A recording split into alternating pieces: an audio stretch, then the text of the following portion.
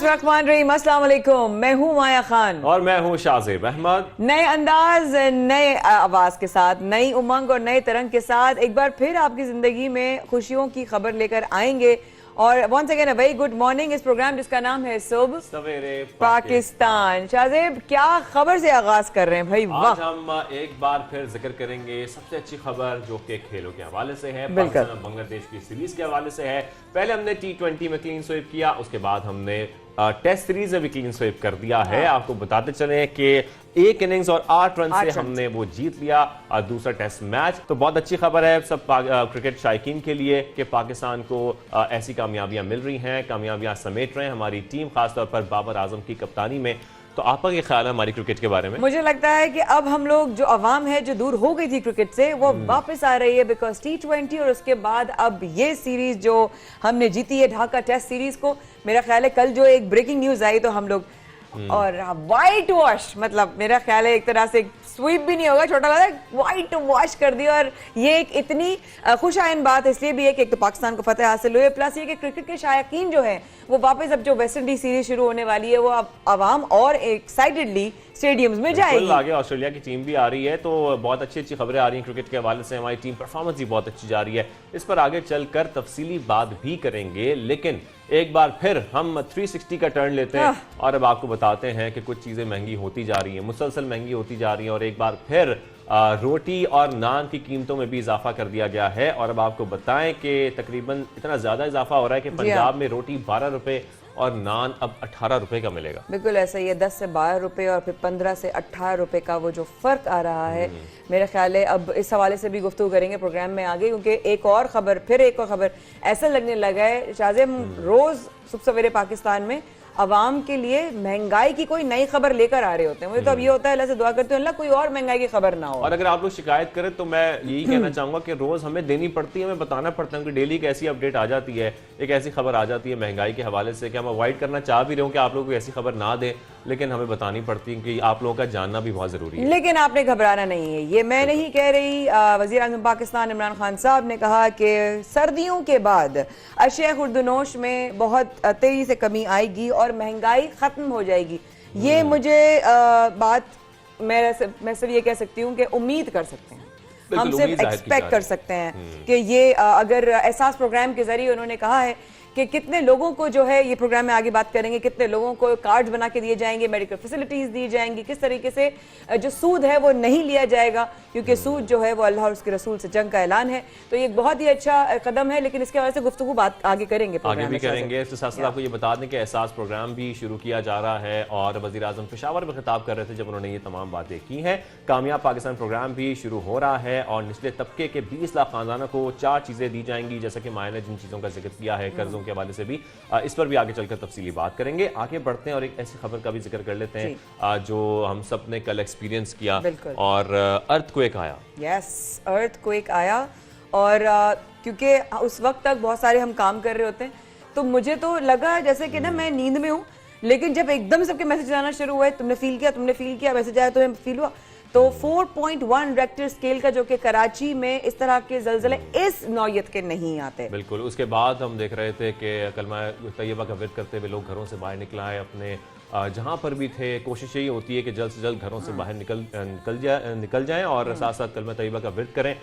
वज़ीर ख़ारजा शाह महमूद कुरैशी ने कहा है कि पाकिस्तान तन्हा अफगानिस्तान के मसले पर नहीं इसका मुकाबला कर सकता। हम ऑलरेडी इस वक्त बहुत बड़ा नंबर और रेफ्यूजीज यहाँ पाकिस्तान में है, हम उनको हैंडल कर रहे हैं।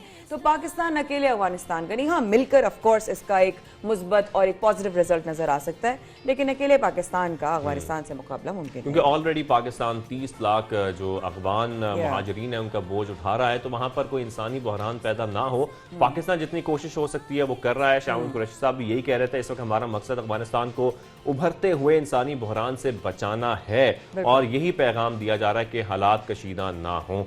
तो ये बयान था शाह महमूद कुरैशी साहब का, वज़ीर ख़ारजा साहब का। आगे चलकर ये आपको बताएं कि WHO और इस हवाले से खबर ये सामने आ रही है कि WHO ने अब ये कहा है, उनके मुताबिक जो डेल्टा वेरिएंट था वो ज्यादा खतरनाक था। ओमिक्रॉन इतना खतरनाक नहीं है, लेकिन ये इब्तदाई तहकीकात है माया, अभी तक श्योरिटी नहीं है, बट उनको अब तक की जितनी भी रिसर्च है उसमें उन्होंने यही कहा कि डेल्टा वेरिएंट जो था वो ओमिक्रॉन से ज्यादा खतरनाक है। तो इस वक्त लोगों को अब तक के लिए खबर है कि जी इस वक्त इतना पैनिक ना मचाएं कि इतना, लेकिन बेसिक्स उन्होंने इस पर जोर दिया, सोशल डिस्टेंसिंग रखें, मास्क पहने, इसका मतलब ये नहीं कि कोविड खत्म हो गया, चैलेंजेस कभी भी हमें सामने है, लेकिन मजीद इसकी डिटेल्स और इसकी तहकीकात में अभी थोड़ा सा वक्त है। उन्होंने ये वाज़ेह किया कि इसके लिए भी आपको वही वैक्सीनेशन जो आप लोगों ने लगवाई है वो इफेक्टिव है, लेकिन मास्क का इस्तेमाल, सैनिटाइजर्स का इस्तेमाल, समाजी फासला आप लोगों ने इख्तियार करना है, इसको नहीं छोड़ना, यही इससे बचाव के एक आखिरी हमारे पास ऑप्शन है।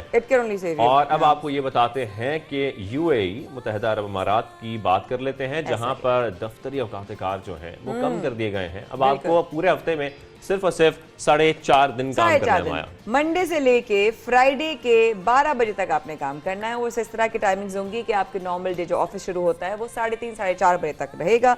पीर मंगल बुध जुमेरात, जुमे के दिन सुबह से 12 बजे तक खत्म हो जाएंगी टाइमिंग्स, और उसके बाद वीकेंड लंबा किया। इसकी वजह क्या है शाजिद? इसकी वजह यही है ताकि लोगों को रिलैक्स किया जा सके, उनकी जो सलाहियत है वो बेहतर हो सके, उनकी परफॉर्मेंस बेहतर हो सके, इस वजह से। और इसको इम्प्लीमेंट करा दिया जाएगा 1 जनवरी 2022 से। आपको ये बता दें कि सुबह 7:30 बजे से दोपहर 3:30 बजे तक ये टाइम मुकर्रर किया गया है जो ऑफिस टाइमिंग्स होंगे, और जुमे को हाफ डे होगा, जो कि बहुत अच्छी बात है। और वाज़ेह रहे पहले जो छुट्टी थी वो हफ्ते और इतवार तक जाती थी, क्योंकि जुमे और हफ्ते की जाती थी। अब उन्होंने इस तरीके से इसको चेंज किया है कि थोड़ा सा लोगों को रिलैक्स हो सके, थोड़ा सा लोग प्रोडक्टिविटी की तरफ जा सकें। आधे दिन का जो उसमें गैप है ना वो अब ज्यादा हो गया है, वो लोग जरा प्लान कर सकते हैं अपना वीकेंड। बिल्कुल। अब आगे चल के बताते हैं कि आपको बड़ी जो हमारी सिफारती कामयाबी है वो हासिल हो गई है पाकिस्तान को। वो कैसे? ऑस्ट्रेलियन हुकूमत पाकिस्तान से गैर कानूनी तौर पर स्मगल किया गया सकाफती विरसा पाकिस्तान के हवाले कर दिया है। तो पाकिस्तान को एक कामयाबी हासिल हुई है सिफारती लेवल पर। और इसके साथ साथ आपको ये बता दें इसकी डिटेल्स में कि 3वीं सदी ईस्वी की ब्रॉन्ज एज का कीमती पत्थर गैर कानूनी तौर पर पाकिस्तान से अमेरिका ले जाया गया था, और उसके बाद जो है वो ऑस्ट्रेलिया की तरफ जो है वो चला गया था। लेकिन अब ऑस्ट्रेलियन गवर्नमेंट ने पाकिस्तान को उनकी अमानत वापस लौटाई है। और ये 3rd सेंचुरी का ब्रॉन्ज एज का स्टोन है, जो कि मेरा ख्याल है हिस्टोरिकल जितनी भी चीज़ें होती हैं उनकी अपने आप में बहुत वैल्यू होती है। बिकॉज एक तो उनकी हिस्टोरिकल जितने इवेंट्स होती है, प्लस उनकी जो वैल्यू हो जाती है वक्त के साथ, वो बहुत होती है। बिल्कुल।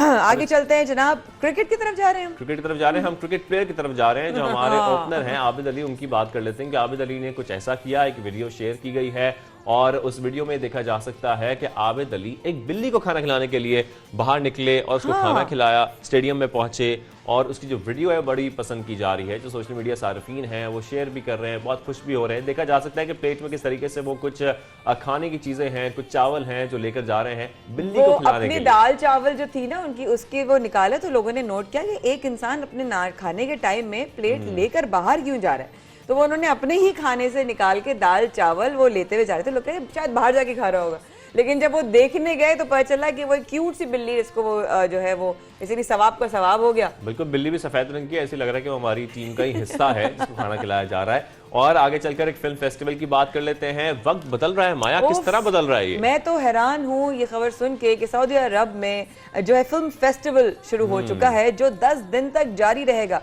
डायरेक्टर्स, प्रोड्यूसर्स जो कि ना सिर्फ जिनका ताल्लुक सऊदीया से है, वो इसके अलावा international producers, directors and artist, जो टैलेंट आ रहा है वो बहुत पुरुमीद है कि सऊदी अरब में ये बहुत ही एक अच्छा और एक प्रोग्रेसिव स्टेप है towards the industry, the media industry, the showbiz industry. बिल्कुल, 67 कंट्रीज में पार्टिसिपेट कर रही हैं। उसके साथ साथ 130 फिल्म्स यहाँ पर पेश की जाएंगी नुमाइश के लिए। एक बड़ा फिल्म फेस्टिवल है, एक कामयाबी है और एक पहला कदम है फिल्म इंडस्ट्री की तरफ, एंटरटेनमेंट इंडस्ट्री की तरफ। ये भी बताया जा रहा है कि इससे बहुत ज्यादा मुनाफा भी वो हासिल कर सकेंगे। और वहाँ का टैलेंट शाज़ेब, वहाँ का जो सऊदीया का जो टैलेंट है वो बहुत कुछ है। आर्टिस्ट, सिंगर्स, जो वहाँ की प्रोडक्शन का जो आपकी ग्रुप्स हैं वो बहुत खुश हैं इस इवेंट को देख करके। 10 दिन तक रहेगा और ये पूरी दुनिया में बड़ी इसकी हलचल। लेकिन माया, FIA की खबर हमारे पास क्या है? आप लोगों की जो सिम है वो चल रही है और कहीं आपके अंगूठे के जो निशानात हैं उनका कोई ऐसा इस्तेमाल तो नहीं हो रहा कि आपके नाम पर कोई ऐसी सिम्स निकाली जा रही हों, उन सिम्स का गलत इस्तेमाल हो रहा हो माया? क्या आपको मालूम भी है कि ये हो सकता है? क्या आपको पता भी है कि आपके नाम पर और सिम्स ली जा सकती हैं? FIA साइबर क्राइम इस स्टेप को बहुत सीरियसली ले रहा है उन्होंने इस बात को वाजे कर दिया कि अब यहाँ पर इस हमें सख्ती करनी पड़ेगी, क्योंकि बहुत सारे लोगों के फिंगरप्रिंट्स, उनके एनआईसीज, आप अक्सर एनआईसी भेजते हैं, हमें ये नहीं पता होता एनआईसी भेजना कैसे चाहिए, एनआईसी की कॉपी कैसे करनी चाहिए, आपकी कैसे कैसे आपके नाम पर सिम निकल सकती है। इसलिए होशियार हो जाइए, खबरदार हो जाइए कि आपके नाम पर, आपके एनआईसी पर, आपके थंबप्रिंट पर कोई और सिम यूज कर सकता है। FIA साइबर क्राइम विंग ने ये इंकशाफात किए हैं और इसके साथ साथ बताया कि नादरा के कुछ लोग मुलव्वस हैं इसमें, जो इस तरह फिंगरप्रिंट्स प्रोवाइड कर रहे हैं मुख्तलिफ लोगों को। इसी पर हम बात भी कर लेते हैं और देख रहे हैं हम कि इसमें बहुत सारे लोग मुलव्वस हैं। उन्होंने सिंध के कच्चे से 8 मुल्ज़मान गिरफ्तार करके उनको जो फ्रेंचाइज सेल जो है वो की गई है। इसी पर मजीद हम बात भी करेंगे। आपको पता है शाहज़ेब, रबर अंगूठे बनाए जा रहे हैं, एग्जैक्टली रबर के अंगूठे बनाए जा रहे हैं। इससे हमें बात करने के लिए हमारे साथ साइबर क्राइम सिंध इमरान रियाज साहब हमारे साथ आज शामिल हैं। अस्सलाम वालेकुम, बहुत बहुत शुक्रिया इमरान साहब हमें ज्वाइन करने का, वक्त देने के लिए। ये बता सकते हैं कि जाली सिम्स का इल्म कैसे हुआ? पहला सवाल मेरा ये है, और किन मकासद के लिए ये इस्तेमाल हो रही है? ये बहुत इंपॉर्टेंट क्वेश्चन है। जी इमरान साहब। बिस्मिल्लाहिर्रहमानिर्रहीम, अस्सलाम वालेकुम जी। देखें जी, जाली सिम्स का इंकशाफ हमें इस तरह हुआ कि हमें कुछ एप्लीकेशंस इस हवाले से आई, कुछ लोगों ने आइडेंटिफाई किया कि उनके नाम पे जाली सिम्स इशू हुई हैं। There is one number, this is 668, जहाँ पे आप मैसेज करते हैं तब रिप्लाई आ जाता है कि आपके पास किस किस ऑपरेटर की कौन कौन सी कितनी सिम्स अवेलेबल हैं। तो कुछ लोगों ने कंप्लेंट की PTA को कि जी इस तरीके से हमारे नाम पे इलीगल सिम्स जो हैं वो एक्टिवेटेड हैं, और उस कंप्लेंट को हम लेके आगे चले। उस पर हमने इन्वेस्टिगेट किया और इन्वेस्टिगेट करने के बाद अंदाज़ा हुआ कि ये सिम्स जो हैं वो कहाँ से इशू हुई हैं। तो फिर हमने मुतलका जो वहाँ पे फ्रेंचाइजेस थी ऑपरेटर्स की, उन पर रेड किया, उनको सील किया और वहाँ से हमने इलीगल सिम्स को बरामद किया। जहाँ तक आपका सवाल है कि ये इलीगल सिम्स का इस्तेमाल कहाँ कहाँ पे हो रहा है, तो ये एक बड़ा वाइड रेंजिंग क्वेश्चन है।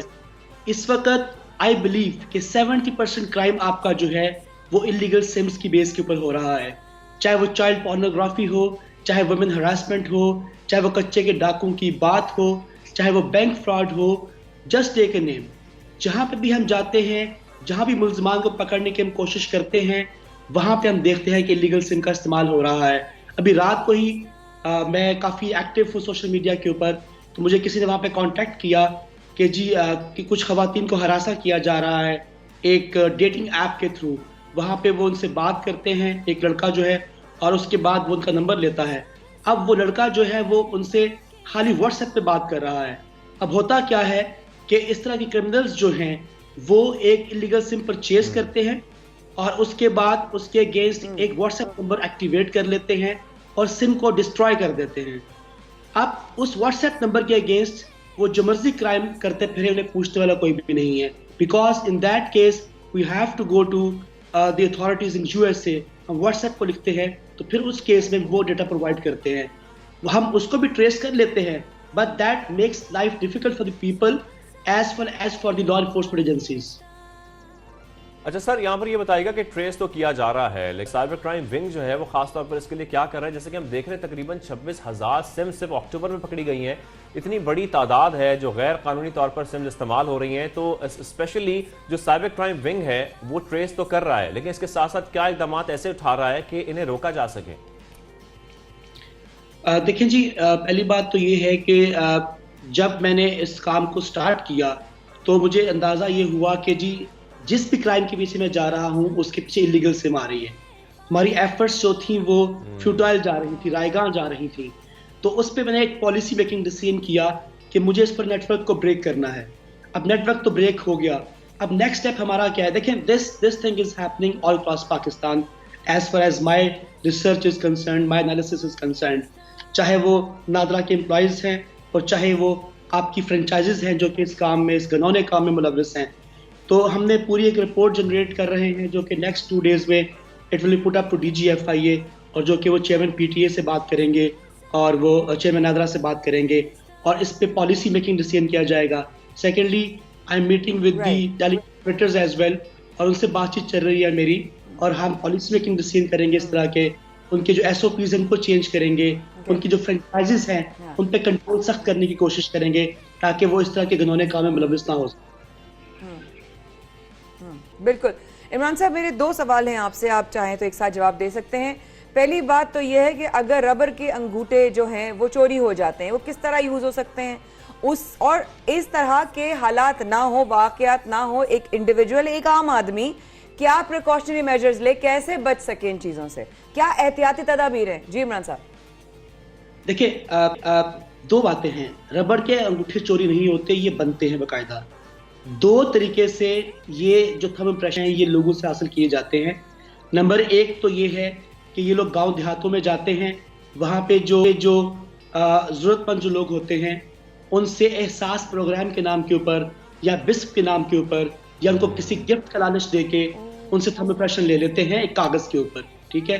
और बाद में उसको आसानी से कागज़ से ट्रांसफ़र किया जा सकता है BVS डिवाइस को, जहाँ से आप सिम एक्टिवेट करते हैं। और सेकंड जो इसका तरीकाकार है जो हमने रिसेंटली ब्रेक किया है, वो तरीका ये है कि जी नादरा के कुछ एम्प्लॉयज़ मुलव्वस थे जो कि इनकी नेशनल आइडेंटिफिकेशन सिस्टम है एक नादरा का, उस पर स्क्रीनशॉट लेके उन थम्ब्स को डिजिटल फॉर्म में सेव कर रहे थे और सिंपली उस पेपर को प्रिंट कर लेते थे। अब उसका तरीकाकार क्या था कि सिंपली उस थंब पेपर को काट के उसको पानी में भिगो के जब वो BVS डिवाइस पे लगाते थे तो सिम एक्टिवेट हो जाती थी। तो ये दो तरीके थे। और तीसरा तरीका जो है वो इस वक्त चल रहा है रोड साइड पे। ये एहतियाती तदाबीर में भी आता है। मैं लोगों से कहूँगा कि जी जो आपको रोड साइड्स पे या शॉपिंग मॉल्स के बाहर आप जाते हैं तो वहाँ पे जो लोग आपको सिम एक्टिवेट करने के कह रहे होते हैं, आपको फ्री सिम्स दे रहे होते हैं, या बाज कुछ फ्री गिफ्ट्स का लालच दे रहे होते हैं, तो आपसे रिक्वेस्ट ये है कि आप उनके थ्रू सिम एक्टिवेट ना करें। वो करते क्या है कि आपसे वो आपका थंब लगवाएंगे और कहेंगे कि जी आपको हम फ्री सिम देंगे, लेकिन साथ ही बोलेंगे जी आपका थंब एक्टिवेट नहीं हो सका है, हालांकि एक्टिवेट हो चुका होता है। तो इस तरीके से आपको वो डीप फ्रॉड करके आपका थंब इम्प्रेशन ले लेते हैं। लेकिन सर जैसा कि आप जिक्र कर रहे हैं, हम देखते हैं नॉर्मली हमारी गली मोहल्लों में और मुख्तलिफ छोटे छोटे बाजारों में भी अब छोटे छोटे से स्टॉल्स लग गए हैं जहाँ पर फ्री सिम्स दी जा रही होती हैं और वो कंपनीज की तरफ से कायम की गई होती हैं या इसके साथ साथ उन्होंने किसी के साथ कोलैबोरेशन की होती है। तो उन्हें कैसा रोका जा सकता है? उनको मना तो नहीं किया जा सकता, वो तो वहाँ पर बेच रहे होते हैं अपनी सिम्स और बहुत सस्ते दामों बेच रहे होते हैं और लोग तो हमारे यही कोशिश करते हैं कि जितने करीब से हमें सिम हासिल हो सके वहाँ से हासिल कर ली जाए। तो क्या हमें लोगों में अवेयरनेस फैलाने की जरूरत है? साथ हम जो कंपनीज हैं, सिम कंपनीज हैं, उनको भी ये बात थोड़ी सी समझाएं कि वो एक स्पेशल कोई तरीका बनाएं या जो उनकी प्रॉपर फ्रेंचाइजेस हैं सिर्फ वहीं पर सिम्स बेची जाएं, वहीं से सिम्स दी जाएं। जी एग्जैक्टली। ये जो भी तरीकाकार है, जो आपके स्टॉल्स लगते हैं या इनके जो RSOs होते हैं जो कि पूरे फील्ड में जाके घर घर जाके सिम्स को दे रहे होते हैं, तो मैं इस तरीकाकार को शन कर रहा हूँ और इन्हीं पॉइंट्स पे इनसे बात हो रही है कि देखें जी कि जो भी आपने सिम को एक्टिवेट करनी है वो प्रॉपर फ्रेंचाइज से एक्टिवेट हो, वहाँ पे कैमरा लगे हुए होते हैं, पता होता है कि जी कौन सा आदमी आया है, किसने सिम एक्टिवेट किस टाइम पे की है, पूरी टाइम स्टैम्प होती है।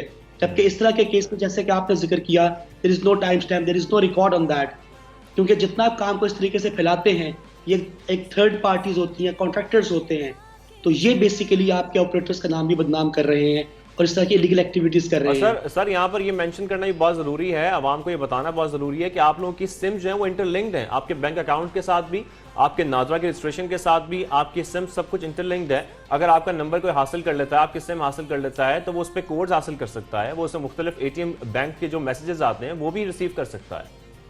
बिल्कुल ऐसा ही है जी इसमें भी। मेरा सवाल इमरान साहब आपसे आखिरी ये होगा कि इस वक्त हमें कराची या आपके सामने डेटा कुछ आया है, हम इस वक्त न्यूमेरिकली कौन से नंबर पर खड़े हैं? हमारा इस वक्त कितना हमें ख़तरा है सिंध में या कराची में? हमें कितना ज़्यादा इस वक्त जो है इस हवाले से, क्योंकि मैं जो फिक्रमंद हो रही हूँ वो एक औरत के पर्सपेक्टिव से हो रही हूँ, एक स्टूडेंट के पर्सपेक्टिव से, एक फीमेल लड़की जो होती है उसको डर लगता है, वो बाहर जा रही होती है, उसको क्या ख्याल रखना चाहिए और कैसे बचना चाहिए? तो ये भी ज़रा हिदायत कर दीजिए कि अननोन नंबर से मत गुफ्तगू करें, क्योंकि वही चीज़ जो है वो आपको इस तरह के थेफ्ट्स की तरफ लेके जाती है। जी इमरान साहब। देखिए ये काफ़ी पे ब्रॉड क्वेश्चन है।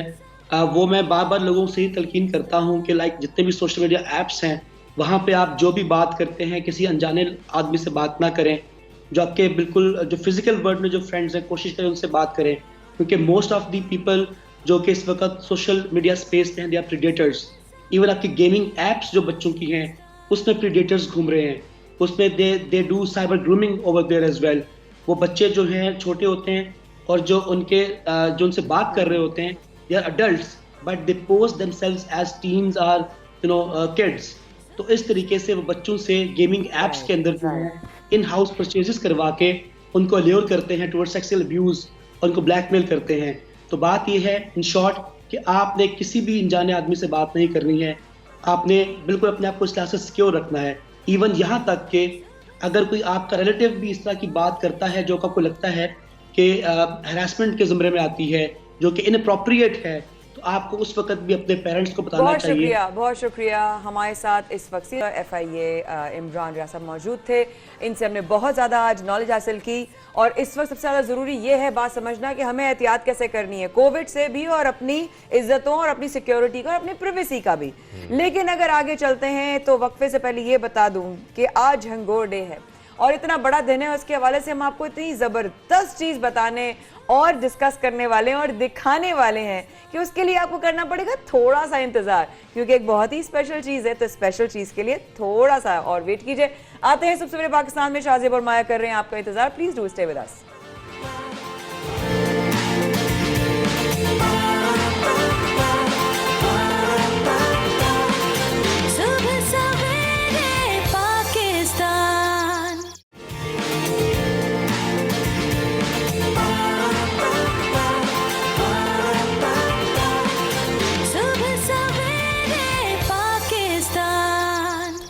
Welcome back.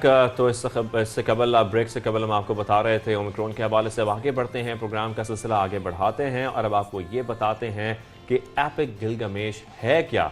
एक बड़ी अहम खबर है हमारे पास और वो खबर ये है कि अमेरिका ने इराक से लूटी गई मट्टी की मशहूर तख्ती वापस कर दी है, जिस पर 3500 साल कबल गिलगमेश की दास्तान का हिस्सा रकम किया गया है। और ये सबसे पुरानी तख्ती इसको कहा जा रहा है जिस पर कोई तहरीर की गई थी। माया, बिल्कुल, माहिरीन के मुताबिक किसी भी कीमत पर, किसी भी तरह इसकी जो कीमत है वो $17 लाख से कम नहीं हो सकती। इसके ऊपर जो है वो कदीम जो दीनी स्क्रिप्ट है इसके ऊपर वो नज़र है और नुमाया है और काढ़ी गई है।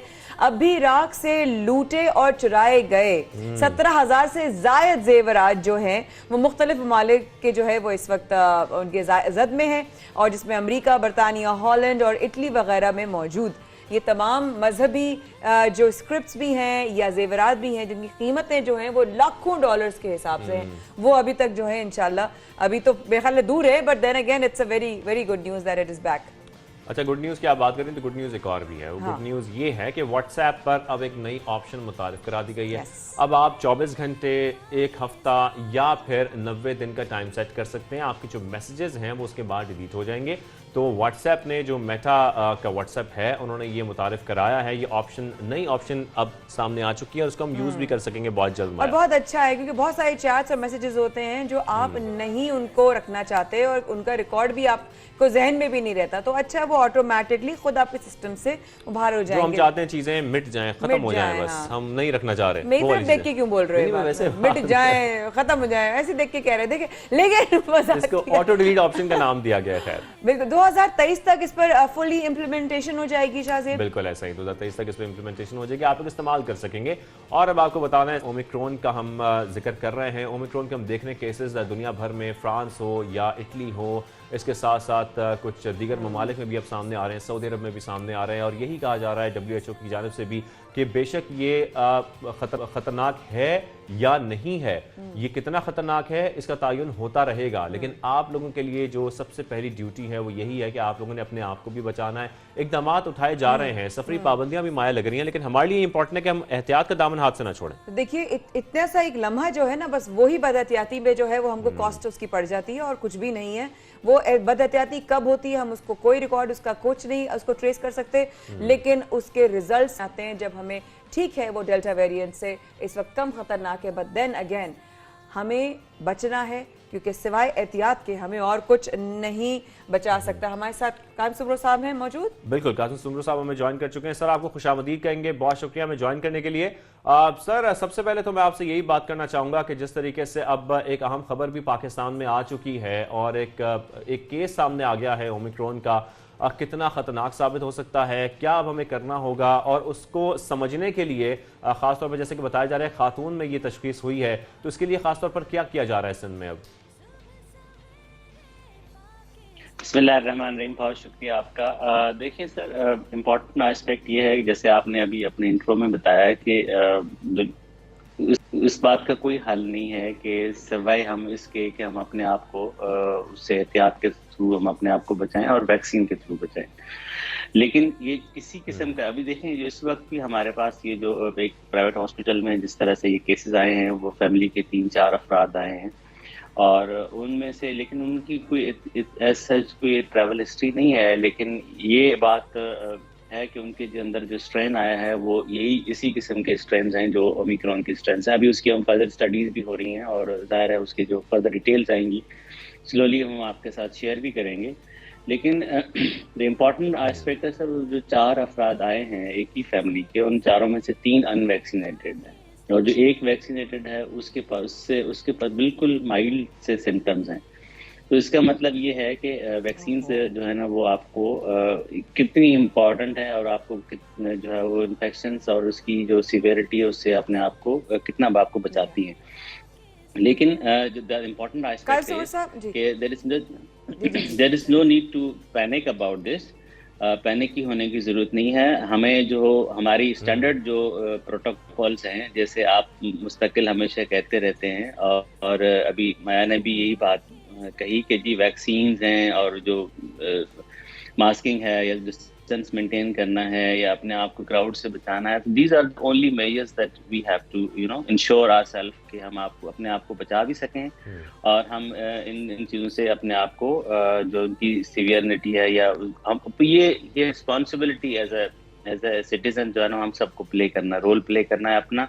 तो there is no need to panic about this. अभी हम इसकी पूरी स्टडीज कर रहे हैं इंशाल्लाह और हम इसकी कॉन्टेक्ट ट्रेसिंग भी कर रहे हैं और हम देख रहे हैं कि फिर दूसरी बात सर इम्पोर्टेंट ये है कि ये आपके जो जहाँ आपकी ज़्यादा ट्रैवल हो रहा है पर्टिकुलरली इस वक्त हमारे सबसे ज़्यादा ट्रैवल हमारा यूरोप तो हो ही रहा है, लेकिन सब उससे ज़्यादा ट्रैवल हमारा दुबई और जो एक्सपो की वजह से बहुत ज़्यादा लोग उधर आ भी रहे हैं और वापस भी आ रहे हैं। तो उसकी वहाँ पर जब एक चीज़ डिटेक्ट हो गई तो ये पॉसिबिलिटी थी कि कहीं ना कहीं से ये हमारे पास भी आ सकता है। दो कि हमारे उन ममालिक की तरफ जहाँ पर ये वेरिएंट शुरुआत वहाँ पर हमारे ट्रैवल बैन्स हैं, लेकिन वी हैव इंश्योरिंग कि हमारे पास जो शख्स एयरपोर्ट पे दाखिल हो रहा है उसकी हम टेस्टिंग भी कर रहे हैं और उसकी हम फर्दर स्टडीज भी कर रहे हैं कि कहीं इसमें खुदा ना खास्ता अगर कोई है पॉजिटिव है तो उसकी हम जीनोमिक स्टडीज भी कर रहे हैं।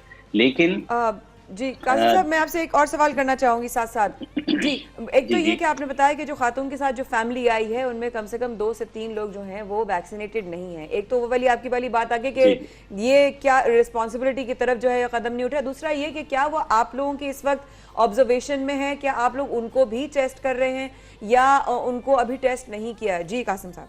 नहीं, ये सारे टेस्ट हो चुके हैं और सबके जो अभी देखें इस वक्त जो डिटेल फर्दर जो इसकी स्टडीज हैं कि इसमें जो जीनोमिक स्टडी जिसको आप कहते हैं उसकी डिटेल्स अभी आना हमारे पास बाकी हैं। अभी जो ये हैं हम प्राइवेट हॉस्पिटल के अंदर, लेकिन इम्पोर्टेंट एस्पेक्ट ये है कि दे हैव नॉट, उनकी ट्रैवल हिस्ट्री नहीं है। इसका मतलब ये है कि उनका कॉन्टेक्ट किसी ऐसे शख्स के साथ अगर ये ओमिक्रॉन की है तो वो उन शख्स के साथ उनका कांटेक्ट हुआ है जो कहीं से ट्रैवल करके आया है। तो इसका मतलब ये है कि मैं जैसे हम आपको याद होगा कि हमने एक हफ्ता पहले आपके प्रोग्राम में मैंने कहा था कि ये हम जो है ना वो एज अ नेशन हमने इसको बहुत सारे लोगों ने अभी तक वैक्सीन को भी नहीं माना है और इवन आज 2 साल के बाद दुनिया में जो है वो सारी सख्तियां और सब कुछ होने के बाद भी कोरोना को नहीं मानते। तो लेकिन ये हकीकत है कि ये हो नहीं सकता कि दुनिया के एक बहुत जहाँ पर हमारी ट्रैवलिंग है, जिस तरह से हमारा एटीट्यूड है बहुत सारी जगहों पर, अनफॉर्चुनेट ये है कि हम बड़े जो हैं वो रिलेक्टेंट होते हैं, रिलैक्स होते हैं हमेशा कि हम उस तरीके से जो अमल ये जो पब्लिक हेल्थ के मेजर्स हैं जहाँ गवर्नमेंट एडवाइजरीज देती हैं, पूरी दुनिया जो है वो कंसर्न शो करती है, लेकिन हम सोचते हैं कि ये इसमें भी कोई कंस्पिरेसी ढूंढ लेते हैं। तो ये होना नहीं चाहिए।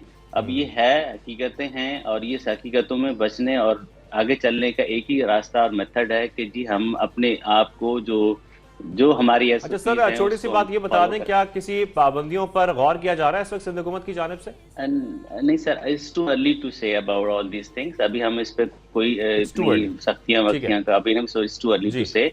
लेकिन ठीक है, इट्स टू अर्ली टू से। बहुत शुक्रिया पार्लिमानी सेक्रेटरी से सिंध कासिम सुमरो साहब, बहुत शुक्रिया, हमारे साथ मौजूद थे, हमें तफसीलन बता रहे थे इस वक्त क्या मामला है, किस किस्म के इकदाम उठाने चाहिए। और इट्स टू अर्ली टू से, ज़ाहिर बात है अभी तो केस रिपोर्ट हुआ है, अभी उसकी तहकीक की जा रही है और जांचा जा रहा है, कोशिश की जा रही है जो खातून में ये तशखीस हुई है उन्हें समझा जा सके, खासतौर पर इस वेरिएंट को। Very true. जो अवाम के मसाइल नहीं सुनेगा उसे फील्ड पोस्टिंग से हटा दिया जाएगा, ये बात हो रही है। पंजाब पुलिस के inspector general police Punjab Rao Sardar Ali Khan ने ये ऐलान कर दिया है।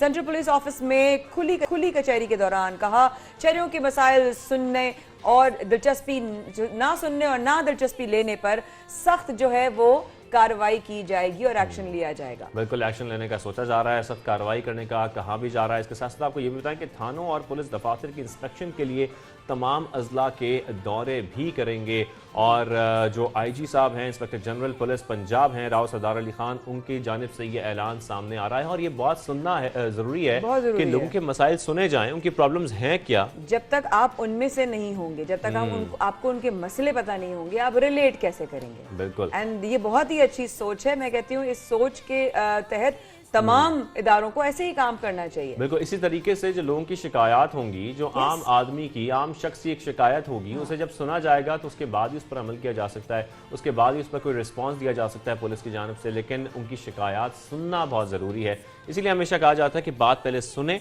उसके बाद ही आप उसका हल निकाल सकते हैं। माया, और बिल्कुल ये सारी बातें ना मेरी तरफ ही देखकर बोल रहा होता है, लेकिन वाकई में बात ज़रूरी है ये समझनी और देखनी भी कि अगर हमारा करेक्शन नहीं, हमारी आवाम से हमें उनके मसाइल नहीं पता या हम उनके मसाइल में दिलचस्पी नहीं लेंगे तो हम उनको अच्छे तरीके से कैसे सॉल्व। बिल्कुल, इसी पर हम बात कर लेते हैं। हमें इस वक्त ज्वाइन कर चुके हैं शो में operations captain retired Mustansar Feroz साहब। बहुत शुक्रिया मुस्तनसर साहब हमें ज्वाइन करने के लिए। सबसे पहले मैं आपसे यही जानना चाहता हूँ कि इन अहकामात से अवाम की शिकायत जो हैं उनके फौरी हल की तरफ हमें कितनी मदद हासिल हो सकती है? जी बिस्मिल्लाहिर्रहमानिर्रहीम। एक तो आपका बहुत शुक्रिया कि आपने मुझे ये मौका दिया कि मैं आईसा की जो पॉलिसी है उस पर फर्दर डेलिब्रेट कर सकूं। इसमें ऐसा है कि हमारे आईसा पंजाब ने राव सरदार साहब ने यह अहकाम दिए हैं कि जो अवाम की प्रॉब्लम आइडेंटिफिकेशन और प्रॉब्लम सॉल्विंग है उसको बेसिकली कॉर्नर स्टोन बनाया जाए मॉडर्न पुलिसिंग का।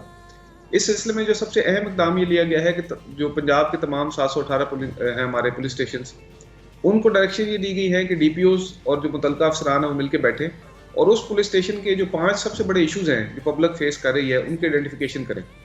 मेरी अंडरस्टैंडिंग है, आप इस बात को समझते हैं कि पुलिसिंग एक हाईली लोकलाइज्ड काम है जो कि it is done according to people and places.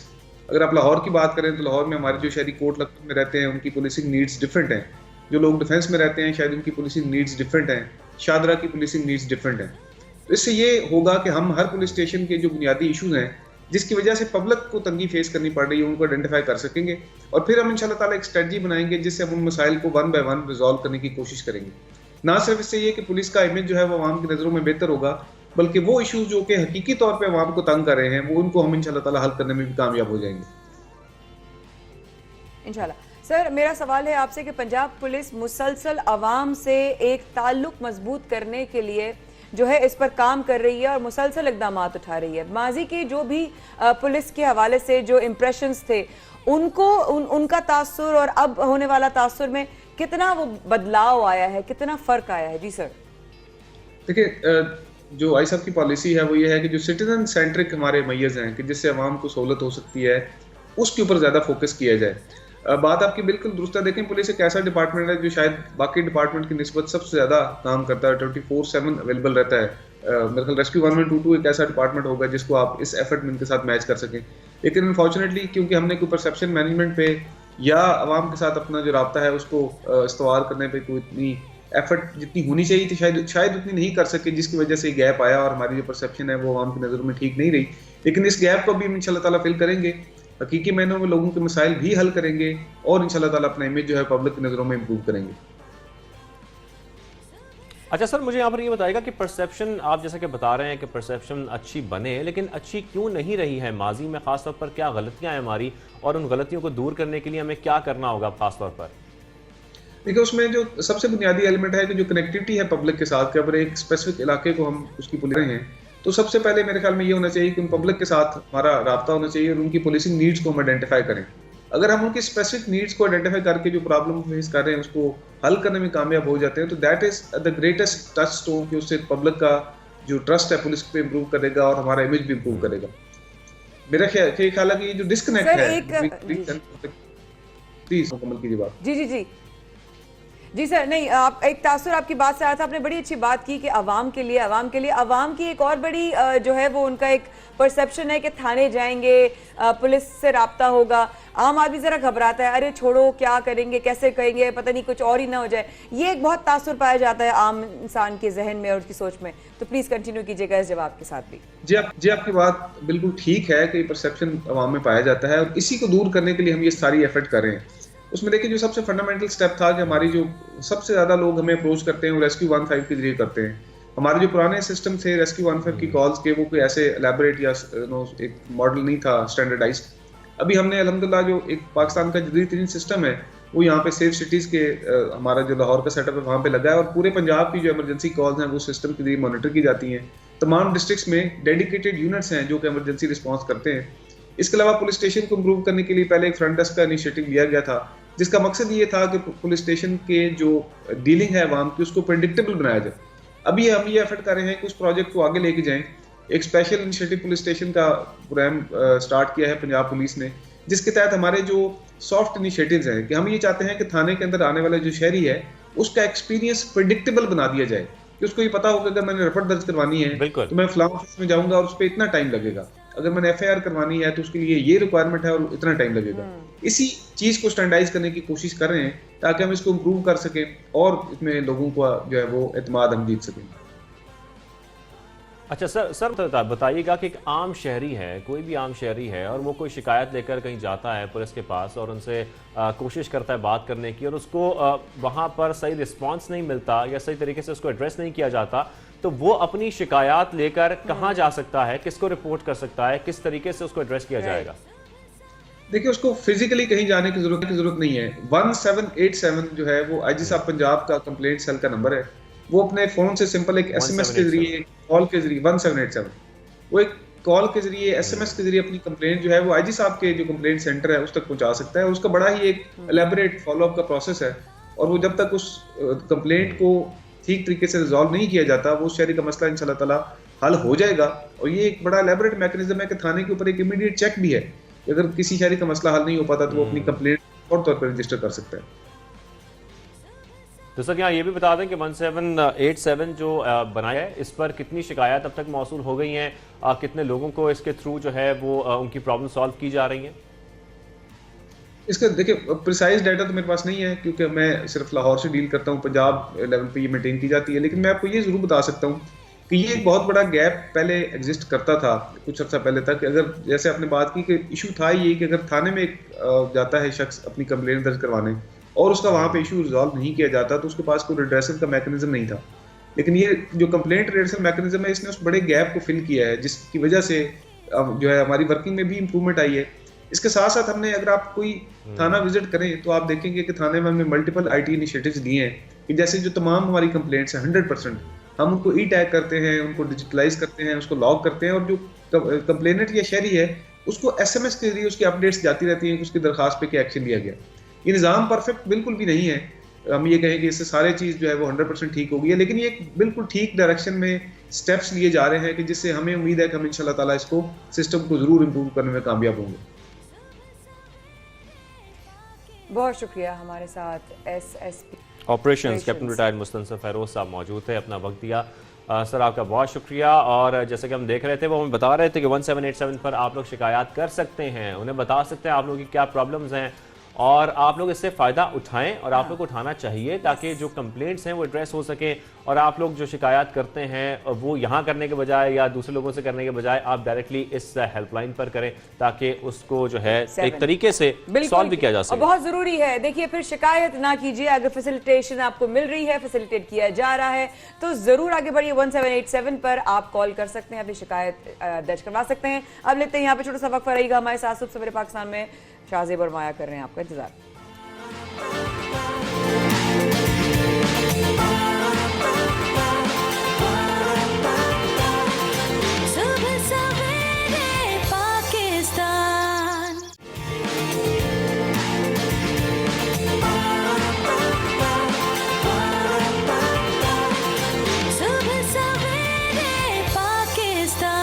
Welcome back, बहुत शुक्रिया हमारे साथ जुड़े रहने के लिए। अब हम जैसे कि इससे केवल भी बात कर रहे थे महंगाई के ऊपर, एक बार फिर बात करते हैं क्योंकि कुछ चीज़ें महंगी होती जा रही हैं। अब गरीब के लिए ख़ास तौर पर माया रोटी खरीदना भी बड़ी महंगी होती जा रही है। अनबिलीवेबल, रोटी जो है वो 10 से 12 रुपए और नान जो है वो 15 से 18 रुपए तक कीमत बिल्कुल, ये कैसे अफोर्डेबल होगा, ये कैसे पॉसिबल होगा? आपको बताएं कि मुत्तहिदा नान रोटी एसोसिएशन के सदर आफ्ताब असलम गिल ने रवां इतवार से रोटी की कीमत 10 रुपए से बढ़ाकर 12 रुपए और जैसा कि माया बता रही है कि नान की कीमत 15 रुपए से बढ़ाकर 18 रुपए कर दी है। तो अब नान और रोटी खरीदना भी एक गरीब आदमी के लिए बहुत मुश्किल होता जा रहा है। हमारे 92 के नुमाइंदे ने एक रिपोर्ट तैयार की है, पहले आपको वो दिखाते हैं।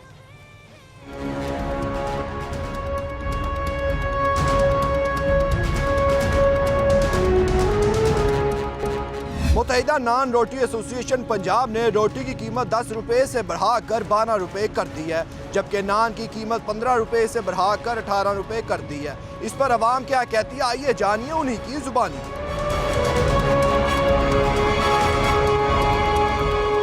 इतनी महंगाई हो गई है कि अवाम कहाँ जाएगी, कारोबार है नहीं, पहले ही बहुत आगे हो गए हैं। हुकूमत को सोचना चाहिए हमारे बारे भी कि गरीब अवाम क्या करेगी। हर बंदा अपनी मनमानी कर रहा है, छोटे ताजर से लेके रेडी वाले से लेके बड़ा ताजर, सब मतलब है कि यही काम कर रहे हैं। महंगाई, इमरान खान साहब तो कह रहे हैं माशाल्लाह महंगाई कम होगी, तब्दीली आएगी। आपके सामने ही है, हर चीज़ का रेट बढ़ चुका है, कंट्रोल से बाहर हर चीज़। गरीब आदमी क्या करे, कुछ भी नहीं करेगा, परेशान। पहले ही रोटी इतनी महंगी है थी, गरीब आवाम किस तरह अफोर्ड कर सकेगी? जो गरीब है अब तो वो नान खा ही नहीं सकेगा, इतनी महंगी रोटी हो गई है जिसकी वजह से अब परेशान है सब गरीब आवाम। इसलिए हुकूमत को चाहिए कि कोई गरीब आवाम को रिलीफ दे, आटा सस्ता करे। गवर्नमेंट जो है ना वो अमीर लोगों के साथ है। जो अमीर है उसको ज़्यादा मतलब कि वो अप्रोच करते हैं, उनकी ज़्यादा मतलब काम होते हैं। जो गरीब है उसका कोई काम नहीं है, मतलब वो हर जगह पे फंसता है। रोटी देखें महंगी कर दी है, अब जो बंदा बेचारा रोटी 2 खाता था वो फिर 1 खाएगा, यही करेगा। ज्यादती है ये हमारे साथ, गरीबों के साथ ज्यादती है। ये रोटी दान हर चीज़ महंगी हो गई है, खाना कहाँ से खाए बंदा। दाल माश 120 रुपए की प्लेट दे रहे हैं होटल वाले, हाफ प्लेट 120 रुपए की हैं। 2 रोटियाँ खाएं कितने का बन जाएगा खाना हैं? ये हुकूमत को सोचना चाहिए, नान एसोसिएशन को भी सोचना चाहिए। मुत्तहिदा रोटी नान एसोसिएशन का कहना है कि हुकूमत अगर सब्सिडी दे तो हम अपना फैसला वापस ले लेंगे। दूसरी जानिब अवाम का कहना है कि महंगाई ने आगे बुरा हाल कर दिया है, रोटी भी महंगी हो गई तो हम कहाँ जाएंगे। हमारे जो नुमाइंदे थे शम्स भट्टी, वो गुफ्तगू कर रहे थे लोगों से और जिस तरीके से लोग अपने गुस्से का इजहार कर रहे थे और ये बता रहे थे कि अब भाई कैसे मुमकिन हो सकेगा तब्दीली सरकार में। हम ये एक्सपेक्ट कर रहे थे कि रोटी सस्ती होगी। 120 रुपए एक दाल की प्लेट, मतलब मैं सिर्फ ये सोचूं कि एक आम आदमी की पहुंच से जो बेसिक्स है कितनी आहिस्ता आहिस्ता स्लोली हम देख रहे हैं, हम विटनेस हैं इस चीज़ के कि आहिस्ता आहिस्ता जो बेसिक्स है वो आम इंसान की पहुंच से किस तरह दूर हो रहे हैं। थोड़ी देर बाद इंशाल्लाह हमें ज्वाइन करेंगे सीनियर वाइस सदर नान रोटी एसोसिएशन से वहीद अब्बासी साहब। थोड़ी देर में जब वो आएंगे तो उनसे जरूर सवालात करेंगे। हमारे साथ मौजूद हैं, इस वक्त आ चुके हैं, उनसे बात कर लेते हैं। अब्बासी साहब बहुत शुक्रिया हमें ज्वाइन करने के लिए। सर, नान और रोटी के महंगे होने की सबसे बुनियादी वजह है क्या? जरा तफसीलन ये बताइए पहले। अस्सलाम वालेकुम, शुक्रिया इसके बारे में आपसे बात कर सकते हैं। देखिए, दरअसल कोई भी चीज़ जब महंगी होती है तो उसकी कोई रीज़न होती है। इस टाइम अगर नान रोटी का रेट बढ़ा है तो इसका रीज़न आटा, इसकी कीमत बहुत ज़्यादा बढ़ा दी है गवर्नमेंट ने, फ़ाइन का रेट जो है वो बढ़ा दिया है। उसके अलावा गैस के जो टैक्सेस हैं वो बहुत ज़्यादा बढ़ गए हैं और उसके अलावा जो है LPG हम इस्तेमाल कर रहे हैं, सर्दियाँ आ गई, गैस की लोड शेडिंग हो गई लाहौर में और ख़ुसूसन पंजाब में बहुत ज़्यादा लोड शेडिंग का मसला बना हुआ है। LPG की कीमत जो पहले 120 रुपये थी वो तकरीबन अब 220 रुपये पे चली गई है। तो ये ऐसी चीज़ें हैं जिसकी वजह से रोटी का रेट बढ़ाना जो है हमारी मजबूरी बन गई थी। बारहा हमने हुकूमत से मुतालबा किया, पिछले तकरीबन 4 माह से हम गवर्नमेंट से इस चीज़ का मुतालबा कर रहे हैं कि आप इस पर कोई एक्शन लें। फ्लोर जो आटा है, फ्लोर मिलों जो बढ़ाए हुए हैं उसके रेट को कम करें, फ़ाइन के रेट को कम करें, गैस के कीमतों को मतवाजन करें, लेकिन किसी किस्म का कोई उसमें वो नहीं किया जा रहा है। अच्छा, ये बातें सारी एक तरफ हो गई। अब आसिफ साहब, आप कुछ पूछना चाह रही हैं? मैं बस पूछ रही थी शाजिब कि उन्होंने बात बताई कि महंगाई हो रही है, आटा महंगा हो रहा है, ठीक है, ये भी बात मान लेते हैं अमित भाई, लेकिन पहले ही बहुत सी जो है तंदूरों ने जो ये शुरू कर दिया था कि प्राइसेस वो ही रखी, लेकिन नान का जो वजन होता है, जो नान का जो अपने आप में उसका साइज वगैरह होता है, वो छोटा करना शुरू कर दिया था। ये क्यों? जी देखिए, लाहौर में जो गवर्नमेंट का वेट है उसके मुकाबले में वेट कभी भी कम नहीं हुआ है। गवर्नमेंट जो वेट हमें अप्रूव किया है गवर्नमेंट ने, नान का 120 ग्राम था। यहाँ पर तंदूर बहुत ज़्यादा है, लाहौर में तकरीबन 15 से 18 हज़ार तंदूर है और उनका आपस में कंपटीशन होता है। तो वो उनकी कोशिश होती है कि अच्छी से अच्छी चीज़ लगा के जो कस्टमर है उसको अपनी तरफ मुतवज्जा करें।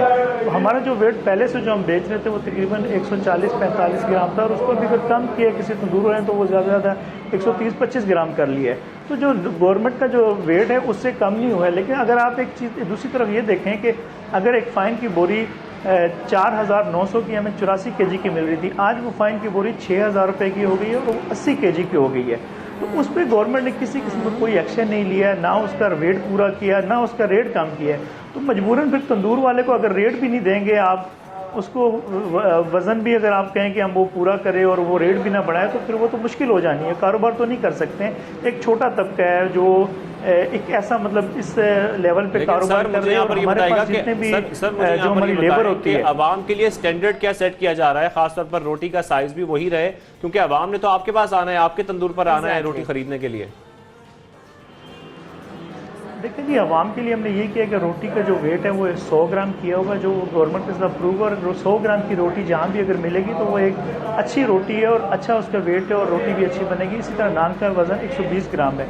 अगर हुकूमत इसको कायम रखने सकती है, मतलब रेट अगर 10 और 15 कहती है हुकूमत के यहीं पे हम रखेंगे और वहाँ पर कोई बोझ नहीं डालना चाहेंगे, तो ज़ाहिर है हुकूमत का काम होता है सब्सिडी देना। किसी भी गवर्नमेंट में, किसी भी मुल्क में, आप हमारे इमरान खान साहब का विजन है कि यूरोप की बात करते हैं, अगर यूरोप में किसी चीज़ को कीमतों को बराबर रखा है तो गवर्नमेंट उस पर सब्सिडी देती है जो स्टेक होल्डर होते हैं या जो काम वो कर रहे होते हैं। तो अगर हमें भी कोई सब्सिडी का कोई इशू ये करेंगे, आटे पे सब्सिडी दी के इसके रेट को कम करेंगे या फ़ाइन के, तो हम नान रोटी का रेट इसी पर रखेंगे। लेकिन बहरहाल जो नज़र आ रहा है कि सब्सिडी का सिस्टम जिस तरह वो चल रहा है वो किसी सूरत गवर्नमेंट नहीं देगी।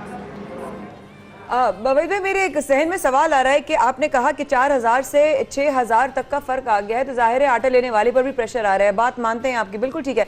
लेकिन एक सवाल मुझे आ रहा है जहन में, ज़रा प्लीज़ रोशनी डालिएगा कि 10 रुपये से 12 रुपये वाला फ़र्क डिसाइड कैसे हुआ और 12 रुपये से 15 रुपये वाला फ़र्क डिसाइड किन बेसिस पे हुआ कि 3 रुपये बढ़ा देंगे, मतलब उसकी क्या बुनियाद रखी थी?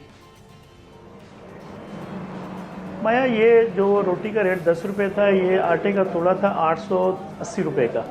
अगर आप उसमें देखें तो 220 रुपये तो आटा बढ़ गया है, उसके अलावा गैस पे जो टैक्सेस लग गए हैं वो बढ़ गए हैं, और जो डेली का जो हम LPG इस्तेमाल कर रहे हैं, हमारा बिल गैस का सुई नादरन वही बेच रही है और LPG इजाफी हम इस्तेमाल करते हैं। उसके अलावा गैस जो हर तरफ नहीं दी जा रही है पूरे मुल्क में एक जो उठा हुआ है। जी, गैस पर सब्सिडी नहीं दी जा रही हुकूमत की जानिब से, उसका कोई इफेक्ट नहीं आता?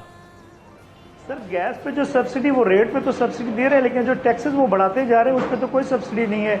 अब जनरल सेल टैक्स हम पे कर रहे हैं, उसके अलावा एक्स्ट्रा टैक्स है, फर्दर एक्स्ट्रा टैक्स है। हमें तो ये नहीं समझ आती कि वो टैक्सेस हैं कौन से। एक तो जनरल सेल टैक्स है, हमें समझ आ रही कि हम सेल टैक्स पे कर रहे हैं, फर्दर टैक्स, एक्स्ट्रा टैक्स और वो इजाफी किस्म के टैक्स हैं, वो हमारी समझ से बाला तर है और ना हम उसको हम अप्रोच कर सकते हैं, ना उनको समझ सकते हैं। गवर्नमेंट का अजीब ही कोई फार्मूला है सुई नादरन वालों का। उसके अलावा मैं आपको बता रहा था कि LPG हो गई, हमारी लेबर जो है वो बढ़ गई। एक मेरा कारीगर अगर वो 1200 या 1300 ले रहा था तो वो घी का पैकेट 150 रुपये का खरीद रहा था। अब वो मेरा कारीगर 350 रुपये या 360 का अगर घी का पैकेट खरीदेगा, दाल माश जो 120 की लेती है वो 250 खरीदेगा, तो उसकी दिहाड़ी तो बनानी मेरी मजबूरी है, क्योंकि मेरे पास वो काम करे, वो लेबर है, वो गरीब है, उसके बच्चे कहाँ से खाएंगे। अब उसकी दिहाड़ी मैंने 1500 की है, तो उसका इफेक्ट जो है वो ऑलरेडी रोटी पे या नान पे पड़ेगा। ठीक है वाहिद अब्बासी साहब, आपकी भी मजबूरी है, लेकिन मजबूरी आवाम की भी है, क्योंकि इसमें पिस्ते अवाम ही हैं। परेशानियां जो हैं वो आवाम को ही उनका सामना करना पड़ता है। बहुत शुक्रिया, हमारे साथ मौजूद थे, हमसे तफसीली बात भी कर रहे थे। तो माया, सारी परेशानियां तो आती हैं हमारे ऊपर महंगाई की सूरत में। एक और परेशानी भी आती है कि हम बहुत जल्दी मोटे हो जाते हैं, हमारा वेट बढ़ जाता है, हम रात को जागते रहते हैं, खाने खाते रहते हैं। ये एक बहुत ही अनहेल्दी हैबिट है जिसकी कि मैं वन ऑफ द सबसे बड़ी विटनेसेस हूँ, सेल्फ मेरी अपनी एक स्टोरी है जिससे मैं गुजरी हूँ कि आप जो रोटी है अपने आप में एक ज़रूरत है और ऊपर वाले का जो है वो एक रिस्क है और ज़रूर जाहिर है हमें खाना चाहिए, खाना नहीं रोकना चाहिए, लेकिन खाना कितना चाहिए और खाना कब चाहिए और खाना क्यों चाहिए, किस वक्त आपके जिस्म में क्या जा रहा है, क्यों कहते हैं फलों के हवाले से शाम में नहीं खाने चाहिए, रोटी जो है वो आपके लिए कौन सी हेल्दी है कौन सी हेल्दी नहीं है, ये तमाम चीज़ें आपको एक्सपर्ट्स ज़्यादा बेहतर तरीके से बता सकते हैं। लेकिन यहाँ प्रॉब्लम ये है ना माया कि हम रात को देर तक जागते हैं, मूवीज देखते हैं, सीरीज देखते हैं और फिर हमें भूख भी लगती है और रात को ज्यादा भूख लगती है। तो अपने बारे में बात कर रहे हो? नहीं, ये बहुत मैं बड़ी तो ये आवाज़ है, आदतें छोड़ चुकी। बहुत ज्यादा तादाद है ऐसे लोगों की जो रात को जागते हैं और रात के जागने की वजह से मुख्तलिफ बीमारियां जन्म लेती हैं, उनको उन बीमारियों की वजह से जो है वो परेशानी उठानी पड़ती है। इसी पर हम बात कर लेते हैं। हमें स्टूडियो में इस वक्त ज्वाइन कर हैं क्लिनिकल न्यूट्रिशनिस्ट हिना अनीस साहिबा। कैसी हैं आप? ठीक ठाक हैं? अल्हम्दुलिल्लाह मैं ठीक ठाक हूँ and very good morning to both of you. Thank you, same to you, thank you for taking out time. Hina, पहला सवाल आते हैं फौरन। अभी हम रोटी के बारे में बात कर रहे थे तो जाहिर है वो एक अपने मसाइल हैं, हमारे अपनी बेसिक्स हैं, हमारे चैलेंजेस हैं। चैलेंज हमारा हेल्थ, और शाहजेब ने कहा कि हमारा हेल्थ का चैलेंज है। हम इस चीज़ से गुजरते हैं जब वो रातों को आप उठते हैं ना 12 साढ़े 12 बजे से कि ये उठता होगा ना, अभी तो मैं छोड़ दी मेरी तो पुरानी जिंदगी, लेकिन आप ना देखते हैं क्या खाऊं क्या बनाऊं और उसमें आपको जो मिलता है आप खा लेते हैं। आप अनहेल्दी स्नैक्स खा लेते हैं, आप जो है आपको पिज्जा रखा होगा फ्रिज में खा लेंगे, बिरयानी रखी होगी, थोड़ा सा फ्राइंग पैन में, इजी एक्सेस भी है ना, इजीली मंगवा लेते हैं हम, सर्विस फौरन मंगवा लेते हैं, है, फोन करके मंगवा लेते हैं। लेकिन उसका उन लोगों का, स्पेशली जिनमें मैं भी शामिल थी, और and I pray and wish आपके तवज्जुह से भी मैं कहना चाहूंगी कि सबकी एक अच्छी जिंदगी गुजरे। मैं ये चाहती हूँ कि रात को खाना कितना नुकसानदेह है, रात को क्यों नहीं खाना चाहिए, और एक टिप देके जानी है ना कि जब रात को क्या ऑर्डर करें, बताती हूँ। हाँ, वो जो एक आती है ना साइकोलॉजिकल हिट, उसको कैसे कंट्रोल करना है? देखिए, सबसे पहली बात तो ये जो रोटी की बात हो रही थी ना, तो रोटी तो वाकई अगर ये महंगी हो भी रही है तो गवर्नमेंट को सबसे पहले तो रोटी को महंगा करें या सस्ता करें। सस्ता करने वाली जो चीज़ें हैं वो दालें और सब्जियां और फल हैं। तो प्लीज़ मैं रिक्वेस्ट करती हूँ गवर्नमेंट से कि जो हमारी आवाम है, पाकिस्तान की आवाम एक ऐसा दरमियाना तबका है कि जिसकी आमदनी महीने की इतनी नहीं है, तो मेरी रिक्वेस्ट है गवर्नमेंट से कि फलों को, सब्जियों को और दालों को कम से कम उनकी जो कीमत है उसको कम करें, ताकि जो एक दरमियाने बेसिक न्यूट्रिशन एक आवाम को मिले, ताकि वो रात का खाना पेट भर के खाए। देखिए, मिडनाइट क्रेविंग्स कब होती हैं, यानी आधी रात को भूख कब लगती है कि आपने डिनर को सही टाइम पे पेट भर के नहीं किया होता। आपकी बॉडी जब न्यूट्रिएंट्स की डेफिशिएंसी में होती है ना, जब आपको क्रेविंग ज्यादा हो रही होती है, ये प्रॉब्लम सबसे ज्यादा होता है। आपका माइंड सिग्नल दे रहा होता है, उस वक्त आप क्या करते हैं कि कोई ना कोई मीठी चीज जरूर खाते हैं। जब आपकी बॉडी में न्यूट्रिशनल डेफिशिएंसी होती है, इनफैक्ट प्रोटीन की कमी होती है, जब आप मीठी चीज ज्यादा खाएंगे, तो आप जरूर कोशिश करें कि डिनर में अच्छा प्रोटीन लें। अच्छा प्रोटीन कहाँ से आएगा? दालें ले लें, चने ले लें, लाल लोबिया ले लें, ठीक है ना, फिश खाएं, चिकन खाएं, मटन खाएं, बीफ खाएं, पेट भर के खाएं। रात के वक्त कार्बोहाइड्रेट्स यानी रोटी का इस्तेमाल ना करें तो बेहतर है। राइस खा सकते हैं, ब्राउन राइस खा सकते हैं, इनफैक्ट सफेद चावल भी खा सकते हैं, उबाल के कम खाएं, उबाल के उसका पानी फेंक दें, कम खाएं। अच्छा है ना, ये बताइएगा, मैं आपने अभी बात की कि दालें खाएं, ये खाएं, क्योंकि गैस का जाहिर है बुरहान चल रहा है और हम बहुत चैलेंजेस से गुजर रहे हैं। बिल्कुल। तो क्या आप इस पर रोशनी डालेंगी कि अगर हमें लोबिया आपने कहा या दाल कहा, ऐसी कोई चीज जो हम हल्का सा बॉईल करके रख लें, अगर लाल लोबिया या काले चने हो, तो उसके बारे में क्या कहते हैं? अच्छा, मैं इस बारे में थोड़ा सा क्लियर कर दूं कि मैं ये कहती हूँ कि खाने को जितना ताज़ा पका के खाएंगे ना, वो इतना अच्छा डाइजेस्ट होगा। क्योंकि 3 घंटे के बाद जो खाना है ना, वो अपने अंदर ऐसे माइक्रो ऑर्गेनिज्म पैदा करता है कि वो डाइजेशन करने में भी प्रॉब्लम होते हैं और आपको हेल्थ प्रॉब्लम देते हैं। अच्छा, आप इसका जिक्र कर रही हैं, यहाँ ये मेंशन मैं करना चाहूँगा। मैं ये आपसे पूछना चाहता हूँ कि हम प्रोसेस मीट का और प्रोसेस फूड का आजकल बहुत ज़्यादा इस्तेमाल कर रहे हैं। नॉर्मली हमें ग्रोसरी स्टोर से मिल जाते हैं, रेडी टू ईट होते हैं, बस आपने उसको गर्म किया या उसको हल्का सा फ्राई किया और खा लिया। ये कितने नुकसानदेह हैं, या इसका कितना ज़्यादा नुकसान है जो हमें जिसका एहसास ही नहीं है?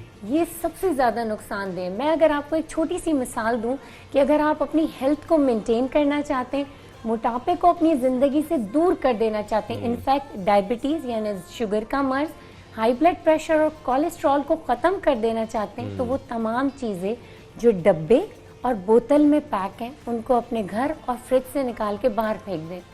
3 महीने के अंदर, जी 3 महीने के अंदर आप देखेंगे कि आपके घर से शुगर की बीमारी, हाई कोलेस्ट्रॉल और हाई ब्लड प्रेशर भी घर से बाहर चली जाएगी। अब आता है सवाल यहाँ पे कि वो कौन सी चीजें हैं जो डब्बे, बोतल और पैकेट में बंद है। डबल रोटी पैकेट में बंद है, ठीक है। वो तमाम केचप, सॉसेस जो पैकेट्स में बंद है, वो तमाम फ्रोजन आइटम जो डब्बे में बंद है। आई एम सो सॉरी, मैं यहाँ किसी की ब्रांड बंद नहीं कर रही, लेकिन मेरा फर्ज है आवाम को सेहतमंद लाना, मशवरे देना और उन्हें हेल्थ की तरफ लाना। आप बिलीव करेंगे कि हाई ब्लड प्रेशर वो तमाम चीज़ों से होता है जिसमें प्रिजर्वेटिव होते हैं। बिल्कुल ऐसा ही, आपने प्रिजर्वेटिव्स की बात की और जिनसे नुकसान होता है। एक नुकसान और उन लोगों को भी होता है जो नाइट शिफ्ट में काम करते हैं, नाइट ड्यूटीज उनकी होती हैं, पूरी पूरी रात बेचारे जाते हैं, पहुंचते ही 9 बजे 10 बजे, सारी रात काम भी करना है, काम है नहीं भी बैठना है ऑफिस में, उनको सुबह तक वापस आना है। अच्छा, रात में एकदम नहीं होता ना, इंसान खाली दिमाग कहते हैं ना, शैतान का घर भी जाता है कभी कभी, तो वो होता है कि आप क्या खाएं, उस पर बदअहतियाती बहुत होती है। ऐसे लोगों को क्या करना चाहिए? क्या उनके लिए कोई स्पेशल चीजें जो वो अपने साथ लेके जा सकते हैं, या ऑर्डर करना हो तो क्या ऑर्डर कर सकते हैं? अच्छा, इसमें बहुत आसान सा तरीका है कि घर का बना हुआ खाना अपने साथ ले जाएं या ऑर्डर भी वो करें। आजकल मैंने ये देखा है कि ऑनलाइन भी बहुत सारे ऐसे होम बेस्ड शेफ्स हैं, होम शेफ्स हैं जो अल्हम्दुलिल्लाह उन्होंने घर से काम करना शुरू किया, तो उनसे खाना ऑर्डर करें। किसी से ऐसा अपना कस्टमाइज्ड डाइट प्लान शेयर कर लें। तब अच्छा, क्या करें जब हमें पिज्जा की क्रेविंग हो रही हो, जब हमें बर्गर की क्रेविंग हो रही हो, तो अपने माइंड, अच्छा मैं बताती हूँ, मैं आपका दिमाग क्या क्रेविंग हो रही है। मेरे ऐसे पेशेंट्स का दिमाग में बहुत अच्छी तरीके से पढ़ लेती हूँ, उन्हें मैं बड़े अच्छे तरीके से समझाती हूँ कि अगर आपको खुद से प्यार है ना,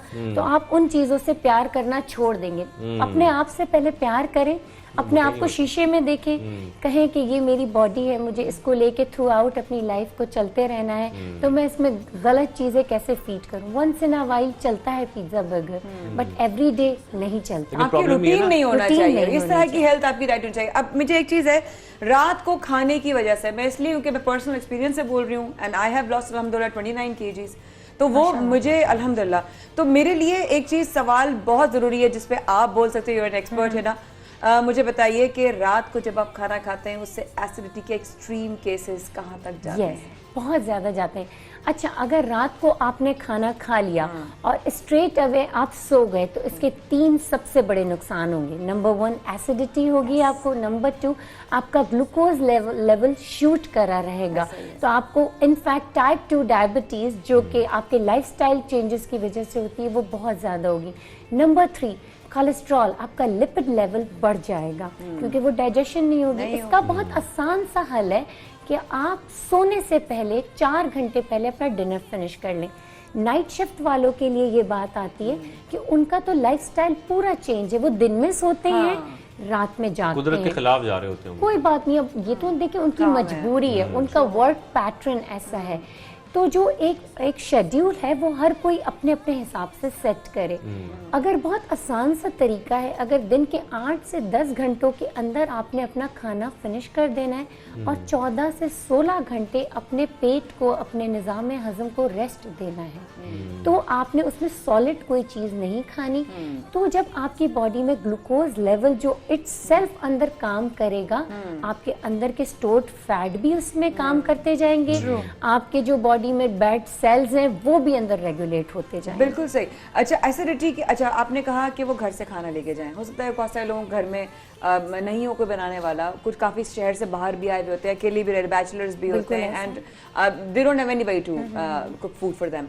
ऐसी सूरत में वो बाहर से क्या मंगवा सकते हैं कि कुछ ऐसी जगह जहाँ पे सैलड्स भी मिल जाती हैं, कोई ऐसी सैंडविच आप ब्राउन ब्रेड या ब्रांड ब्रेड या मल्टीग्रेन ब्रेड की सैंडविचेस आप ले सकते हैं, या आप अपने घर में आप नट्स रख सकते हैं। ये बताइएगा क्या क्या चीज़ें? बिल्कुल ऐसा ही है। आप नट्स, सबसे पहले मैं नट्स को प्रेफर करूंगी कि अगर आप बैठे हुए हैं, आपका ज़्यादा चलने फिरने का काम नहीं है, तो फ्रेश फ्रूट से अच्छी चीज़ है ड्राई फ्रूट्स, क्योंकि उसमें ग्लूकोज का लेवल कम होता है और हेल्दी फैट्स होते हैं कि जो कि आपके दिमाग के काम में आपको बहुत मदद देंगे। अच्छा, अब अगर कार्बोहाइड्रेट्स के सिलेक्शन उन्हें करनी है कि भाई मैं ब्रेड खाऊं, ब्राउन ब्रेड खाऊं, वाइट ब्रेड खाऊं, चावल खाऊं कि रोटी खाऊं, तो सबसे बेस्ट जो कार्बोहाइड्रेट्स हैं वो है जौ यानी ओट्स का दलिया या कुछ भी ऐसी चीज़, या राइस, ये दोनों बेस्ट हैं। ब्रेड को मैं इसलिए सपोर्ट नहीं करूंगी क्योंकि जो डबल रोटी है वो मैदे से बनती है, चाहे वो वाइट हो कि वो ब्राउन हो, वो दोनों मैदा है, तो मैं उसको सपोर्ट नहीं। अच्छा, यहाँ पर मैं आपसे एक सवाल ये करना चाहता हूँ, आजकल ब्लड प्रेशर की प्रॉब्लम्स बहुत बढ़ गई हैं, हार्ट की प्रॉब्लम्स बहुत बढ़ गई हैं, और इवन यंग लोगों के अंदर ही प्रॉब्लम्स आ रही हैं, स्पेशली डायबिटीज की भी। क्या करना चाहिए? जो बेसिक हमारी एक एहतियात होनी चाहिए वो क्या होनी चाहिए इन सब चीजों के लिए? सबसे पहली बात है वही अपना खाने की जो विंडो है ना उसको शॉर्ट कर लें, क्योंकि आपने देखा होगा कि रमज़ान में जब हम पे रोज़े फर्ज किए गए तो ये भी कहा गया है इस्लाम में कि रोज़ा बहुत सारी बीमारियों में हमें शिफा देता है। तो यही पैटर्न अगर हम थ्रू आउट अपने 11 महीनों में भी इख्तियार कर लें, ठीक है, कितना फ़ायदा होगा। और इसको ड्राई फास्ट ना करें। अगर बहुत प्रॉब्लम होती है 16 घंटे भूखा रहने में, 14 घंटे भूखा रहने में, 12 घंटे भूखा रहने में, आप पानी है, लिक्विड जूसेस हैं, फ्रूट जूसेस नहीं, सब्जियों के जूसेस का इस्तेमाल करें। कभी खीरे का जूस पी लिया, कभी नींबू पानी पी लिया, कभी मिंट का यानी पुदीने का पानी पी लिया, धनिया हल्का सा पानी में डाल के पी लिया, आपने जीरा उबाल के हल्का सा पानी पी लिया। तो देयर आर मल्टीपल वेज कि आप अपनी हेल्थ को अच्छा। थैंक यू, बहुत शुक्रिया, आपने इतना वक्त दिया। मेरा ख्याल है लोगों को आपको फॉलो करना चाहिए ताकि आप वहाँ पे भी ये हेल्थ टिप्स देती रहें। Thank you so much. अच्छी जिंदगी तभी हो सकती है जब आप एक सेहतमंद जिंदगी गुजारें। अगर आप एक सेहतमंद जिंदगी नहीं गुजार सकते तो चाहे कोई भी दौलत हो, कोई भी शोहरत हो, कुछ भी आपके पास हो, उसका कोई फायदा नहीं है। सेहतमंद ज़िंदगी गुजारना बहुत ज़रूरी है। सबसे पहले वो शुरू होता है आपसे स्टार्ट होता है। इसलिए हम आपसे रिक्वेस्ट करते हैं कि शाहजेब और माया की तरफ से अपनी सेहत का ख्याल रखिए, अपनी डाइट का ख्याल रखिए, और रात में कोशिश करें कि फ्रूट्स ना खाएं, जैसे कि हिरा ने बोला। बहुत शुक्रिया, अपना रखिएगा ख्याल। होती है आपसे कल मुलाकात। शाहजेब को और माया को दीजिए इजाज़त। सुबह सवेरे पाकिस्तान से लेते हैं कल तक के लिए इजाज़त। तब तक के लिए अल्लाह हाफिज़।